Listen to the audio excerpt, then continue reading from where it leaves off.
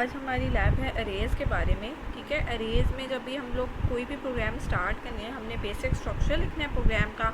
Hash include iostream using name space STD and main, और इसके अंदर कोई भी प्रोग्राम लिखते हैं। अब अरे क्या होता है? अरे is a group of similar quantities, या अगर आप इंटीजर के 10 वेरिएबल बना रहे हैं तो 10 वेरिएबल बनाने के बजाय आप एक अरे बना सकते हैं। फॉर एग्जांपल, मैं आप स्टूडेंट्स के मार्क्स कलेक्ट करना चाहती हूँ, तो मैं मार्क्स की एक अरे बना लेती हूँ, मार्क्स ऑफ 5। ठीक है, ये मेरे पास एक अरे डिक्लेयर करने का तरीका। डिक्लेयर करना क्या होता है? डाटा टाइप बताना, वेरिएबल नेम बताना और वेरिएबल की लेंथ बताना। क्योंकि वेरिएबल एक अरे है इसलिए उसकी लेंथ बताना एडिशनल हो जाता है वेरिएबल डिक्लेरेशन के साथ। कि अरे वेरिएबल डिक्लेरेशन अगर आपने करनी है तो आप डाटा टाइप भी बताएंगे और साइज़ ऑफ द अरे भी बताएंगे। ठीक है, अब एक होती है डायरेक्ट इनिशियलाइजेशन। डायरेक्ट इनिशियलाइजेशन का मतलब है जैसे ही आपने डिक्लेयर किया साथ ही आपने वैल्यूज़ दे दी 1 2 3 4 5। ठीक है, एक होती है इनडायरेक्ट इनिशियलाइजेशन। इनडायरेक्ट इनिशियलाइजेशन का क्या मतलब है कि आप पहले अरे डिक्लेयर कर लेते हो और बाद में वैल्यू देते हो। ठीक है, अगर आपने बाद में वैल्यू देनी है तो अरे वेरिएबल में आपको एलिमेंट बाय एलिमेंट वैल्यू देनी पड़ती है। फॉर एग्जांपल, आपने फर्स्ट एलिमेंट की वैल्यू देनी है तो आप मार्क्स ऑफ 0 लिखोगे और उसके अंदर जितने भी मार्क्स हैं वो आप सेव कर दोगे। फिर आपने सेकंड की लेनी है तो आपने मार्क्स ऑफ 1 लिखना है और आपने उसमें 34 जितने भी आपके नंबर्स आ रहे हैं, इसी तरह आपने 0 1 2 3 4 तक आपने लिखने हैं। क्योंकि आपका इंडेक्स जो होते हैं वो 5 की लेंथ की अरे के लिए आपके इंडेक्स कितने होते हैं? 0 से 4 तक। अब आपको पता है ये एक ट्रेंड चल रहा है, 0 1 फिर 2 होगा, फिर 3 होगा, फिर 4 होगा। तो हम इसको लूप्स के थ्रू भी कर सकते हैं। फॉर एग्जांपल, आप लिखते हो for int i equal to 0, i less than 5, क्योंकि 5 की लेंथ है, और आई प्लस प्लस। ठीक है, तो ये मेरे पास बेसिकली मैंने अगर मार्क्स के अंदर वैल्यू डालनी है तो मैं लिखूँगी मार्क्स ऑफ आई, यानी मार्क्स ऑफ 0 पहली दफ़ा होंगे क्योंकि आई में 0 है, 0 लेस देन 5 है। Marks of 0 equal to, for example मैं आई को ही इसी में डाल देती हूँ। ठीक है, तो हमारे पहले स्टूडेंट के मार्क्स 0 हो जाएंगे, दूसरे के 1, तीसरे के 2, और इसी तरह से ऑनवर्ड हमारे लास्ट वाले यानी 5th वाले स्टूडेंट के मार्क्स कितने हो जाएंगे? 4 मार्क्स हो जाएंगे। ठीक है, ये इनडायरेक्ट इनिशियलाइजेशन। अब आप ये कह रहे हैं कि भाई ये तो मार्क्स नहीं है, मार्क्स तो मैं आपको बताऊंगा। तो आप ये कर सकते हो, इस लूप के अंदर आप डिफ़ाइन कर दो। आप यूज़र से कहो, आप यूज़र से लिखो कि सी आउट एंटर मार्क्स। ठीक है, यूज़र एंटर करे मार्क्स, और जो जो मार्क्स वो एंटर करता जाएगा वो आपके मार्क्स ऑफ आई में जाकर सेव होते जाएंगे। यानी पहले फर्स्ट एलिमेंट पे होंगे, फिर दूसरे एलिमेंट पे होंगे, फिर तीसरे पे, और इस तरह यूज़र जो जो नंबर एंटर करता जाएगा वो। अगर आप मार्क्स बताना भी चाहते हो कि किस स्टूडेंट के मार्क्स, तो आप लिख सकते हो मार्क्स ऑफ स्टूडेंट, ठीक है, आई प्लस 1 लिख दो। ठीक है, क्योंकि आई 0 से स्टार्ट हो रहा है तो 1 लिखने के लिए आपके पास क्या होगा? मार्क्स ऑफ प्रिंट क्या होगा? आई प्लस 1 क्या होता है? 1, मार्क्स ऑफ स्टूडेंट 1। ठीक है, आई प्लस 1 सिर्फ डिस्प्ले होने के लिए 1 डिस्प्ले होगा। आई में चूँकि आई इक्वल टू आई प्लस 1 नहीं लिखा, इसलिए आई की वैल्यू 0 ही रहेगी। ठीक है, जब वो नंबर एंटर करेगा तो वो मार्क्स ऑफ 0 में जाकर एंटर होंगे। फिर आपने यहाँ पर कॉलन लगाना है, इक्वल टू लगाना है, वो लगा दे। तो अब आप जब इसको रन करोगे तो आपके पास क्या होगा? यूज़र लिखेगा enter marks of the student 1। आप स्टूडेंट 1 के जो भी मार्क्स डालोगे वो उसमें सेव हो जाएंगे, स्टूडेंट 2 के जो डालोगे। इसी तरह आपके पास 7 स्टूडेंट्स के मार्क्स जो हैं वो 5 स्टूडेंट्स के मार्क्स जो हैं वो सेव हो जाएंगे। ठीक है, अब आप इसको डिस्प्ले करा के चेक करना चाहते हो तो आप डिस्प्ले करा के चेक करो। आप दोबारा लूप लगाओ और आप इस अरे वेरिएबल को प्रिंट करा के देखो। इंट आई नहीं कर सकती मैं, क्योंकि आई मेरे पास दोबारा से डिक्लेयर हो जाएगा, तो हम आई इक्वल टू 0 ज़रूर कर सकते हैं। या आप लिख दो इंट जे इक्वल टू 0। ठीक है, यहाँ पे इंट आई लिखूँगी तो आपके पास एक प्रोग्राम में 2 दफ़ा आई नहीं हो सकता।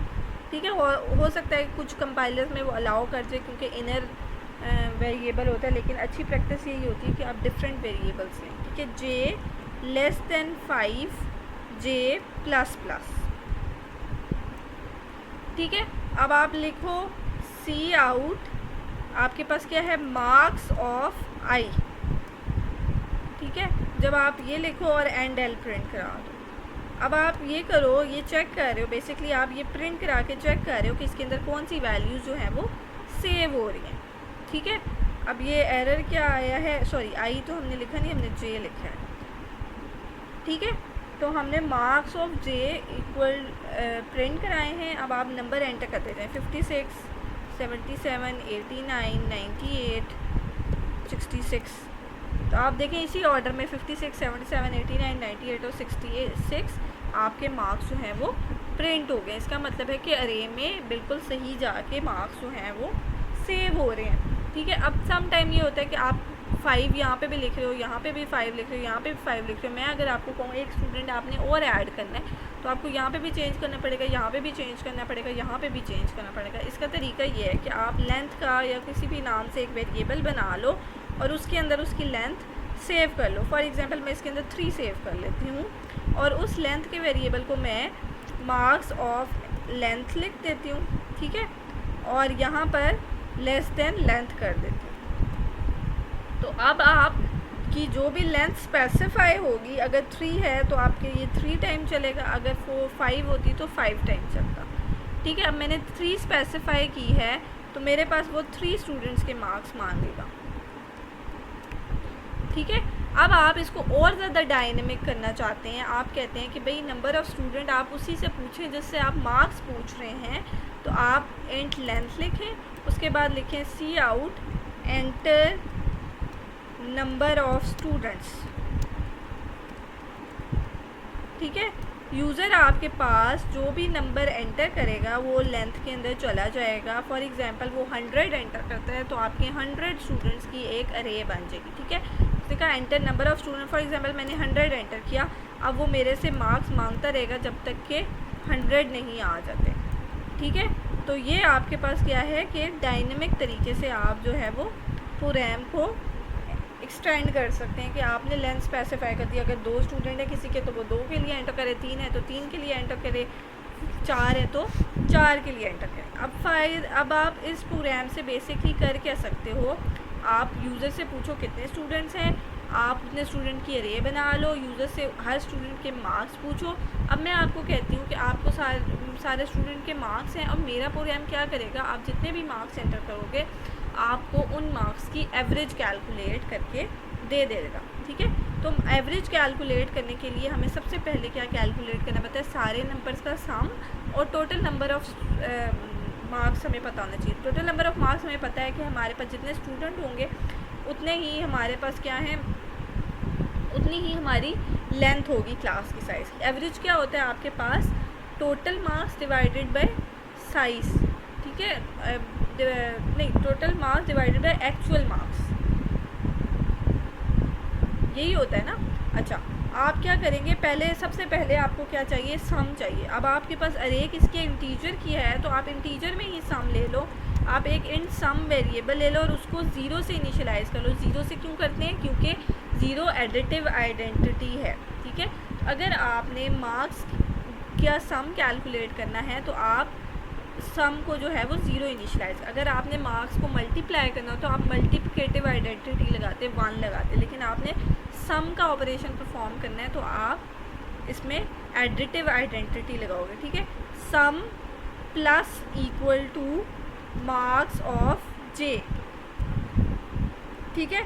ये आपके पास क्या हो रहा है, यहाँ पर बेसिकली आपके पास सम के अंदर मार्क्स ऐड होते जा रहे हैं, marks of 0, marks of 1, marks of 2, marks of 3, जितनी भी आपकी लेंथ है सारे मार्क्स ऐड हो जाएंगे और सम के अंदर आकर सेव हो जाएंगे, ठीक है। अब एवरेज आपके पास बेसिकली क्या होती है, टोटल मार्क्स डिवाइडेड बाय आपके जितने भी स्टूडेंट्स हैं उनके marks divided by total number of students.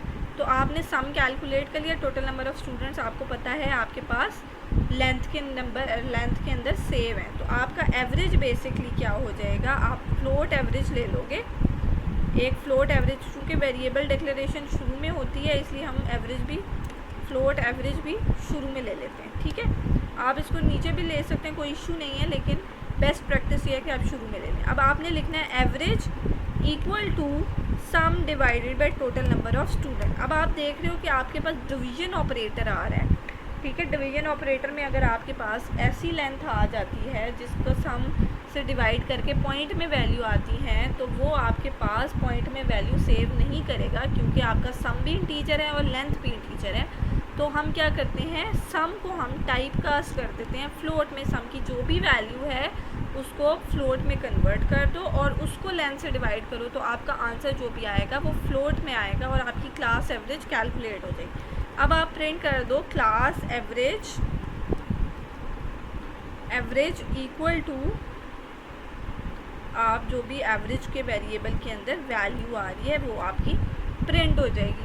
ठीक हो गया, ये आपके पास बेसिकली क्लास एवरेज। अब आप इसको चलाएंगे, सबसे पहले आपसे नंबर ऑफ़ स्टूडेंट मांगेगा कि आपके स्टूडेंट्स कितने हैं, ठीक है। अब आपने एक डायनेमिक सा प्रोग्राम बना लिया जो आपसे नंबर ऑफ़ स्टूडेंट पूछता है, आप उतने नंबर ऑफ़ स्टूडेंट के मार्क्स डालते हो तो वो आपको एवरेज क्लास कैलकुलेट करके दे देता है। फॉर एग्जांपल मैं कहती हूँ मेरे पास 3 स्टूडेंट्स हैं और एक स्टूडेंट के मेरे 35 मार्क्स हैं, एक के 65 मार्क्स हैं और एक के 45 मार्क्स हैं, ठीक है।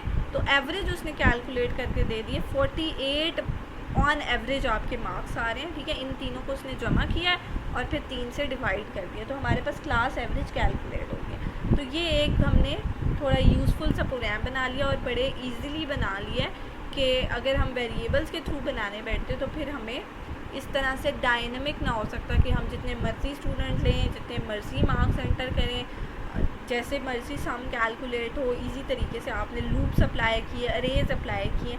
अब आपको वेरिएबल का कॉन्सेप्ट भी पता लगे, जहाँ आपको वेरिएबल चाहिए तो वहाँ आपने वेरिएबल लिया, जहाँ पे आपके number of similar quantity same आ रही थी वहाँ पर आपने अरे बना दिया, ठीक है। ये आपने क्या किया, क्लास एवरेज इस तरीके से आप कैलकुलेट कर सकते हो, ठीक है। अब हम एक और प्रोग्राम बना लेते हैं। एक सेकंड, जो हमारा टॉपिक था अबाउट द 2D अरेज, कि हम 2D अरेज किस तरीके से बना सकते हैं, ठीक है। 2D अरेज हमारे पास क्या होती हैं कि अगर हम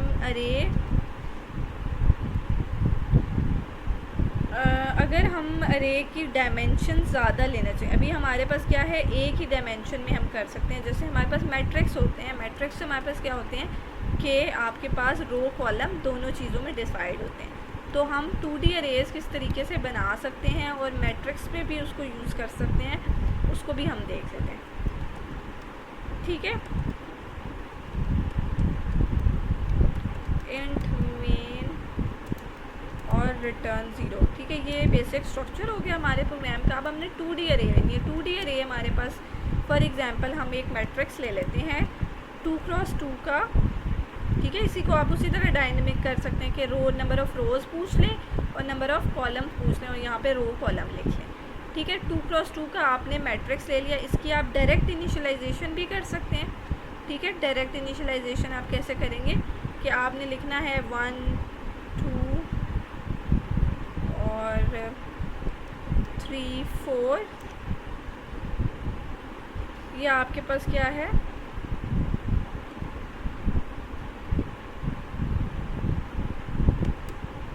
D अरे आपके पास आ रही है, ठीक है। अब आपने क्या किया, for int i equal to 0, i less than 2, क्योंकि लेंथ आपकी क्या है 2 है और आई प्लस प्लस, ठीक है। अब आपने इसको डिस्प्ले कराना है। आप क्या लिखोगे, सी आउट आई मैट्रिक्स ऑफ आई। अब आई तो आपके पास रो के लिए, अब आपने कॉलम में भी डिस्प्ले कराना है, तो कॉलम में आपके पास जे होगा और यहाँ पर आपको लूप विद इन लूप यानी नेस्टेड लूप यूज़ करना पड़ेगा। उसका मकसद क्या है, क्योंकि आपने रो के लिए अलग लूप लगाया है और कॉलम के लिए अलग लूप लगाया है, ठीक है। इसको मैं थोड़ा सा क्लियर कर देती हूँ आपको सब। अच्छा, ये कैसे, आपने आई 0 ले लिया, ठीक है। फिर आपके पास इनर लूप आया जे 0, 0 लेस देन 2 ट्रू होता है और अब आपका आई यानी फर्स्ट रो का फर्स्ट एलिमेंट जो है वो प्रिंट हो जाएगा, दैट इज़ 1, ठीक है। फिर आपका जे इंक्रीमेंट होके 1 हो जाएगा, 1 लेस देन 2 ट्रू होता है। आपका आई 0 ही था यानी फर्स्ट रो का सेकंड एलिमेंट जो है वो आपका वो प्रिंट हो जाए। फिर 2 होके आपका फॉल्स हो गया, ये बाहर आ गया। आई आपका 1 हो गया यानी सेकंड रो में आ जाए और उसका फर्स्ट पहले प्रिंट होगा और फिर सेकंड प्रिंट होगा। ये आपको लूप विद इन लूप का जो है वो हेल्पफुल साबित हो गया होगा कि ये जो हमने लूप विद इन लूप पढ़े थे उनका मकसद क्या होता है कि अगर हमने 2D अरेज प्रिंट करानी है तो हम इस तरीके से प्रिंट, अगर हमने 2D अरेज जो हैं उसको यूज़र से लेना है, ठीक है, ये वाली वैल्यू हमें हमारे पास नहीं है और हम यूज़र को कहते हैं कि आप जो हैं वो ऐसा करें कि मुझे नंबर ऑफ़ एलिमेंट जो है वो प्रिंट बता दें कि इसके अंदर क्या आएगा। सी आउट एंटर फर्स्ट एलिमेंट, ठीक है। फॉर एग्जांपल आप कहते हो फर्स्ट एलिमेंट के लिए आप J+1 करके, नहीं आपने रो और कॉलम दोनों करना ना, एंटर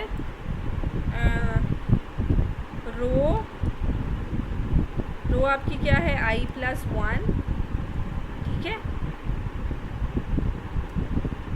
एंड कॉलम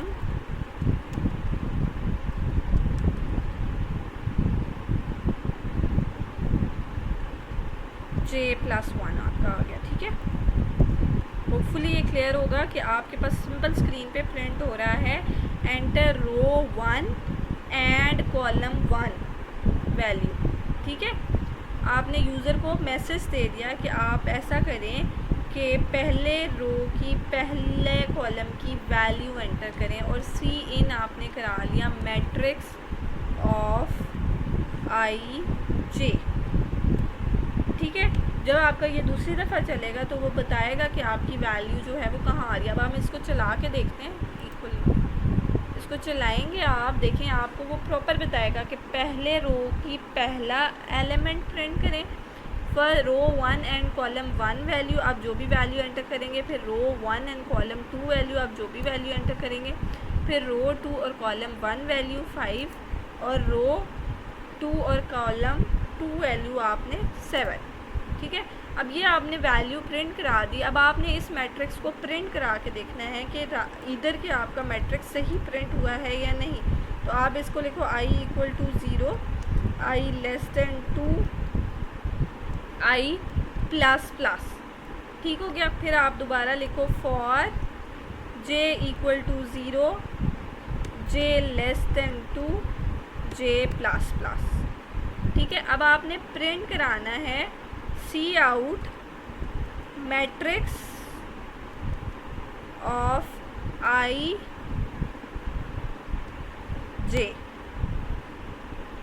ठीक है।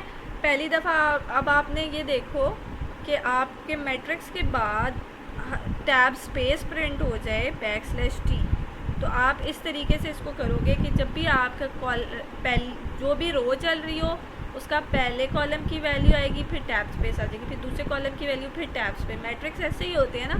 और फिर आप चाहते हो कि जब आपकी एक रो एंड हो जाए तो एंड L लगे। अब आपको क्या है, अब आपको ये वाला जो फॉर लूप है, इस फॉर लूप की एक ही लाइन है जिसका मकसद है कि आप हर वैल्यू को टैब स्पेस से सेपरेट करें। जब आपका ये फॉर लूप एंड हो जाता है उसके बाद आप न्यू लाइन ऐड करना चाहते हो जो कि पार्ट है आपके फर्स्ट वाले लूप का, ठीक है। जब आपकी 0 रो है तो वो फर्स्ट कॉलम की वैल्यू डालेगा, टैब स्पेस डालेगा, सेकंड कॉलम की वैल्यू डालेगा, टैब स्पेस डालेगा, थर्ड कॉलम की वैल्यू नहीं है तो वो नीचे आके न्यू लाइन प्रिंट कर देगा, ठीक है। फिर आपकी नेक्स्ट रो जो है वो उसका कॉलम फर्स्ट कॉलम की वैल्यू नई वाली लाइन में ऐड होगी। तो आपका इस तरीके से ये प्रिंट होगा आपका मैट्रिक्स, जैसे कि आपने मैट्रिक्स ही बनाया, ठीक है। अच्छा, int I int J, ठीक है। इनर लूप चूँकि फॉर के अंदर का जो वेरिएबल होता है वो आपके पास, अच्छा ये क्या कह रहे हैं, invalid operand type int and constant to binary operator cout. अच्छा सी आउट गलत लगाया हुआ, 2 शिफ्ट ऑपरेटर्स, ठीक है। ये एरर होते हैं, आप यहाँ से पढ़ के उसको ठीक कर लिया करें। अच्छा, ये आपके पास वही वाली बात है कि वैल्यू मुझसे पूछा है। फॉर एग्जांपल मैंने 1 2 3 4 एंटर कर दी। अब मेरे पास देखें पहले रो में पहली वैल्यू 1, फिर 2, फिर 3, फिर 4, ये इस तरह का मैट्रिक्स मेरे पास बना है, ठीक है। इसी तरह आप एक और मैट्रिक्स ले सकते हैं और इन दोनों मैट्रिक्स को ऐड कर सकते हैं, ठीक है। फॉर एग्जांपल आपने ये एक मैट्रिक्स ले लिया, एक और मैट्रिक्स आप इसकी तरह का दूसरा लेना चाहते हैं, तो आप क्या करेंगे, सेकंड मैट्रिक्स इसी तरीके से दोबारा से क्रिएट करेंगे इंट m2 के नाम से और 2 क्रॉस 2 का बना लेंगे उसको, क्योंकि आपके 2 क्रॉस 2 की साइज़ है। इसी तरीके से आप फॉर लूप लगाएंगे, जे लगाएंगे, आप कहेंगे रो 1 और उसकी वैल्यू आपके पास m2 के अंदर दूसरा मैट्रिक्स आ जाए। फिर आपने क्या करना है, बेसिकली आपने उन मैट्रिक्स को ऐड करके डिस्प्ले कराना है। तो आप यहाँ पे क्या करेंगे, matrix ij plus m2 of 2 2 इस तरह करके आप प्रिंट करा सकते हैं इसको, ठीक है। अच्छा, अगर आपको क्लियर करने के लिए ऐसा करते हैं, थोड़ा प्रोग्राम को शॉर्ट करने के लिए आप ये वाला नोट कर लें कि जब भी आपने मैट्रिक्स यूज़र से लेना है उस तरीके से लेना है, ठीक है। इसको हम निकाल देते हैं और बाय डिफ़ॉल्ट इनको हम कर लेते हैं। फॉर एग्जांपल इसकी वैल्यू थी आपके पास 1 2 3 4, ठीक है, और इसकी वैल्यू भी आपके पास थी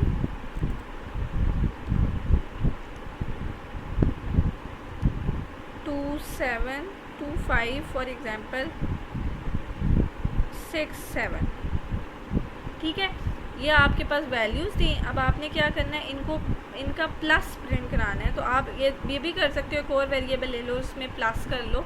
और आसान ये भी है कि आप सिंपल लिखो मैट्रिक्स ऑफ आई जे जम प्लस m2 ऑफ i और j। ये बेसिकली मैट्रिक्स एडिशन हो रही है आपके पास और आपका मैट्रिक्स प्रिंट हो रहा है। पहला आपका 1 और 2 ऐड होके 3 प्रिंट होना चाहिए, दूसरा आपका 2 और 5 ऐड होके 7 प्रिंट होना चाहिए। तो आप इसको प्रिंट करा के ज़रा देखें आपके पास किस तरीके से बिल्कुल सही है। 3 और 7, 1 और 2 3 हो गया, 2 और 5 7 हो गया, 3 और 6 आपके पास 9 हो गया, 4 और 7 11 हो गया। अब आप इनको मैट्रिक्स फॉर्म में प्रेजेंट भी करना चाहते हैं, तो आप इसको कैसे प्रेजेंट कर सकते हैं, आप प्रेजेंट कर सकते हो मैट्रिक्स ऑफ, बहुत लंबा हो जाएगा ये वैसे, चले मैट्रिक्स ऑफ आई जे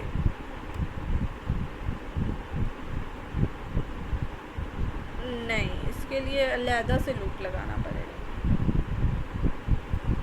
ठीक है। इजी तरीका यही है, वो फिर बहुत कॉम्प्लिकेटेड हो जाएगा आपके पास कि आप पहले सारे की प्रिंट करें, फिर दूसरे सारे की प्रिंट करें और फिर आप जो है वो उसको प्रिंट करें।